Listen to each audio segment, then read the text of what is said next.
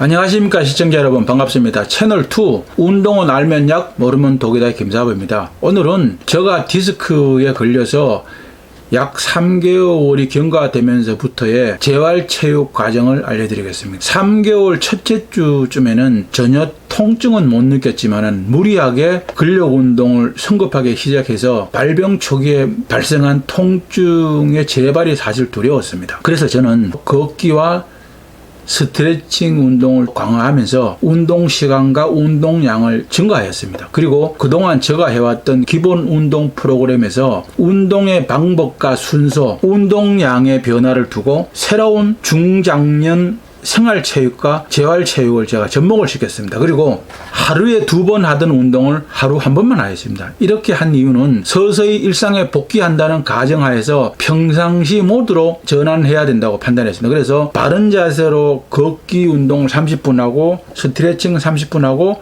근력 운동 1시간, 집까지 돌아오는데 걷기 운동 30분, 그래서 총 2시간 30분짜리 프로그램을 제가 만들었습니다. 그래서 이 운동 프로그램은 디스크가 걸리기 전부터 꾸준하게 해오던 운동 시간보다도 근력 운동에 가부하가 걸리지 않고 시간도 줄어서 라고 안정적이었습니다. 일반인들의 경우는 자신의 평소 운동량과 시간을 오버하지 말고 동일하게 하거나 처음 운동을 시작하는 사람은 초기에 2개월간은 걷기와 스트레칭만 하고 통증이 완전히 사라지면 근력 운동만 30분 추가해서 하고 걷기 운동은 1시간에서 30분으로 줄여도 무방합니다. 모든 운동은 자신의 체력을 고려해서 운동 시간, 운동량, 운동 방법을 선택을 하고 몸이 적응하는 과정을 살펴서 조금씩 강도를 높이거나 시간과 운동량을 늘리고 변형해서 하는 것이 가장 바람직합니다. 저는 발병 후 6개월이 경과되고 통증이 완전히 멈추었습니다. 그래서 자신감과 기대를 갖고 저는 정형외과를 다시 방문해서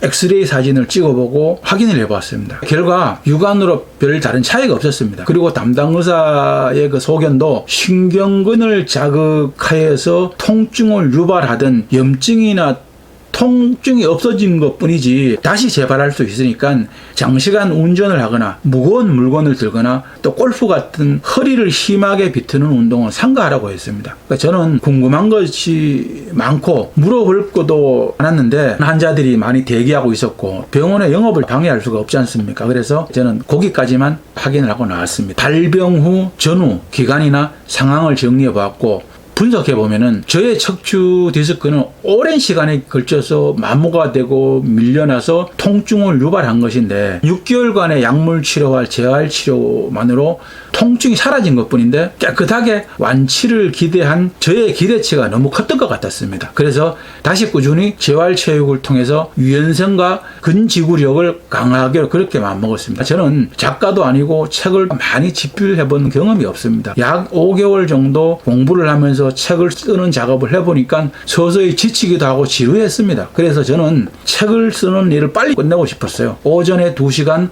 오후에 5시간 정도 책을 쓰는 작업을 했는데 시간과 속도를 조금 더 올렸습니다. 그런데 허리가 맨 아래 천추 부위로 추측되는 부위에 서서히 또 통증이 오기 시작을 했습니다. 앉아있다가 일었으면은 뻐근한 것이 허리를 똑바로 세울 수가 없었어요. 요통으로 인한 다리가 저리고 아픈 현상하고는 전혀 다른 허리 부분의 통증을 제가 느꼈던 겁니다. 그래서 저는 즉시 책을 쓰는 일을 멈추고 편안하게 누워서 무엇이 또 잘못되었나 생각을 해봤습니다. 저는 지금 병이 완치된 것이 아니고 통증이 잠시 멈추었고 지금도 치료 과정에 있는 환자라는 걸 잠시 잊어버렸던 것 같았습니다. 다음날 아침에 눈을 뜨니까 증세가 호전되지 않았어요. 그러나 걸음을 걷거나 가벼운 스트레칭에는 문제가 없었습니다. 움직일 때마다 약간 통증은 있었습니다. 그래서 재활체육은 평소처럼 진행을 하고 아침 저녁으로 2번 약을 먹었습니다. 책을 쓰는 일을 잠시 중단을 하고 휴식을 취했습니다. 침상요법, 편안하게 누워있는 휴식을 많이 했습니다. 약을 먹으면서 책을 쓰는 일을 중단을 하고 휴식을 하니까 좀 더 정신적으로 안정이 됐습니다. 누워서 뭐 책을 본다든가 잠을 잔다거나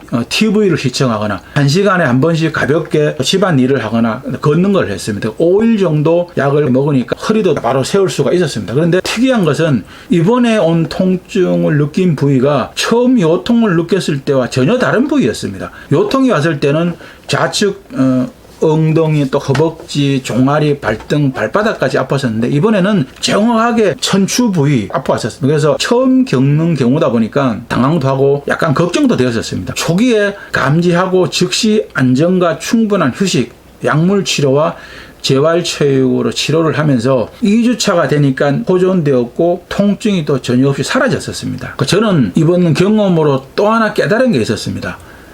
통증이 멈추고 일상생활을 하는데 복귀를 하는데 지장이 없다고 해도 완치가 된 것이 아니구나. 그리고 디스크에 손상을 입으면은 눈에 보이는 않지만 치료 기간이 매우 길다는 것을, 우리가 피부에 상처가 나면은 소독을 하거나 약도 바르고 밴드 등으로 상처 부위를 치료를 하고 보호가 되는 것들을 눈으로 보고 확인할 수 있지 않습니까? 그래서 항상 주의를 하면서 주기적으로 치료를 다시 해줍니다. 상처가 빨리 호전되고 완치되는 과정까지 우리가 육안으로 확인이 가능합니다. 이에 척추관절 디스크는 매일매일 확인이 불가능합니다. 치료의 속도도 매우 느려서 환자 스스로가 자각하기가 매우 힘듭니다. 1년 이상은 절대적으로 안정과 휴식 그리고 재활체육과 올바른 자세를 유지하는 것을 생활화 해야만이 재발이 없습니다. 그리고 만성 통증으로부터 벗어날 수가 있다고 저는 판단했습니다. 우리의 피부나 외부의 상처 치료 기간이 한 일주일에서 2주 정도면 치료가 됩니다. 그리고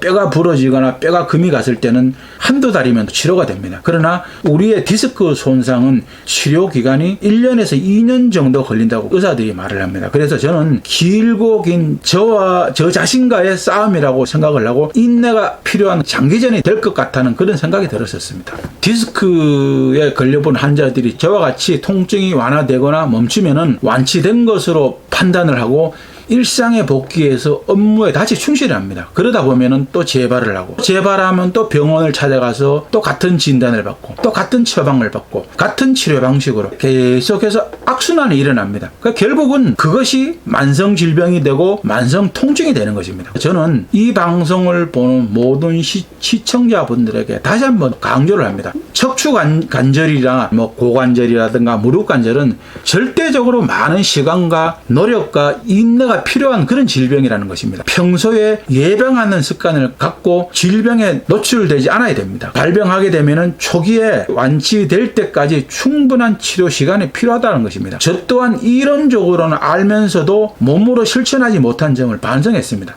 앞으로는 2번 다시 이런 전철을 밟지 않겠다고 저는 다짐하면서 재활체육치료에 다시 집중하게 되었습니다. 제가 어떤 방송을 보니까 유명한 정형외과 의사가 수술 경험도 많고 성공도 노하우를 갖고 있는 박사님께서 강의를 하시는데, 퇴행성 디스크 질환은 근본적인 치료는 불가능하다고 말씀하셨습니다. 근데 의사들의 주장은 진료나 치료 기록과 통계에 의한 것들이지 가끔은 기적이라는 것도 일어납니다. 의사들이 알지 못하는 완치 사례들도 많이 있습니다. 우리가 의사들의 말을 모두 믿을 필요는 없습니다. 모든 병의 치료는 전문가와 현대의학의 도움을 받아서 내 스스로 완치하겠다는 의지와 식이요법과 운동요법, 정신요법으로 올바른 자세와 좋은 생활 습관을 함께 한다면 충분히 완치가 가능하다고 저는 믿고 싶습니다. 그리고 기적을 기대해 봅니다. 그래서 저는 우선은 통증이 사라진 것만으로도 만족을 하고 완치와 근본적인 치료, 원상 복원을 기대를 하면서 모든 것을 더욱더 주의하고 열심히 재활체육에 전념하기로 결심했습니다. 저는 디스크 재생복원 프로그램이라는 이름으로 다시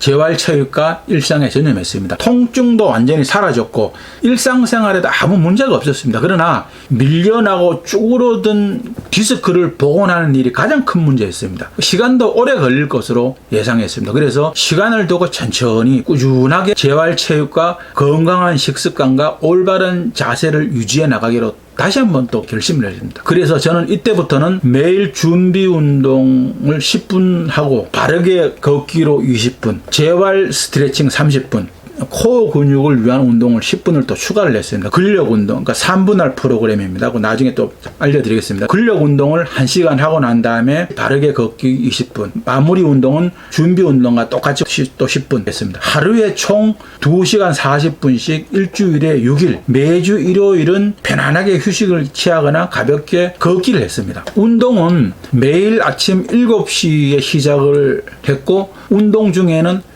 평균 1리터 이상의 물을 매일 마셨습니다. 하루에 30분 이상 햇볕을 쬐서 비타민 D를 생성하는 것을 도와줬습니다. 관절을 튼튼하게 하는데 비타민 D가 우리 몸에는 필수적입니다. 그래서 비타민 D를 생성하여 관절을 튼튼하게 하는데 도움이 되도록 했습니다. 모든 일상에서 바른 자세와 장시간 운전 금지, 무거운 거 들지 않기, 바르고 편한 자세로 잠자기, 그러니까 또 같은 자세로 30분 이상 유지하지 않기. 하루에 식사를 아침과 저녁 2번을 합니다. 그리고 저는 매일 아침에 일어나면은 즉시 제가 개발한 건강 주스 한 잔을 마시고 운동이 끝나면은 밥을 먹습니다. 단백질을 고기, 두부, 계란을 포함해서 매일 단백질 1g 정도는 꼭 섭취를 했습니다. 그리고 사과를 2분의 1개 정도 먹고 오후 6시에는 우유 한 잔과 삶은 달걀 3개, 바나나 1개, 제철 과일이라든가 야채 먹었습니다. 저녁에 약속이 있는 날이 있지 않습니까? 그런 날은 탄수화물은 먹지 않고 고기하고 야채만 먹었습니다. 토요일 저녁부터 일요일까지는 먹고 싶은 걸 가리지 않고 마음껏 먹습니다. 일주일에 6일은 계획된 식단으로 먹지만 먹고 싶은 음식을 절제하는 데서 오는 스트레스도 해소를 하고 부족한 영양소 보충하기 위해서입니다. 고기는 매주 바꿔가면서 먹습니다. 예를 들면 이번 주에는 닭고기 먹었으면 다음 주에는 소고기 먹고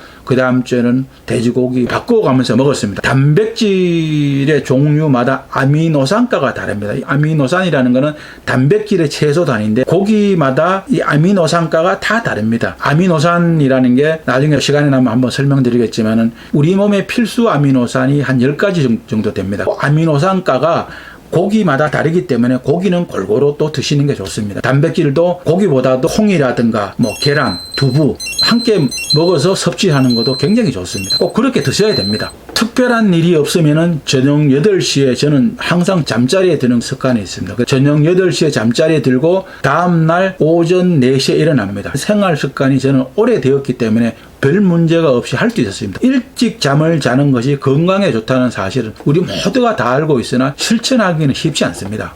꼭 한번 지켜보십시오. 건강에 매우 중요한 포인트입니다. 일찍 자고 일찍 일어나는 습관. 건강한 생활 습관과 규칙적이고 지속적인 운동, 균형 있는 식단을 통해서 꼭 내가 치료를 하겠다는 반드시 치유가 된다는 각오와 신념이 무엇보다 중요합니다. 우리의 인체는 신비롭다고 했습니다. 우리 몸은 가끔 상식과 개념, 지금까지 학설도 뒤집어 버리는 경우가 많이 있습니다. 우리는 주변에서 흔치는 않지만은 말기 암 환자나 시한부 판정을 받은 환자들이 기적처럼 완치되는 사례들도 볼 수 있습니다.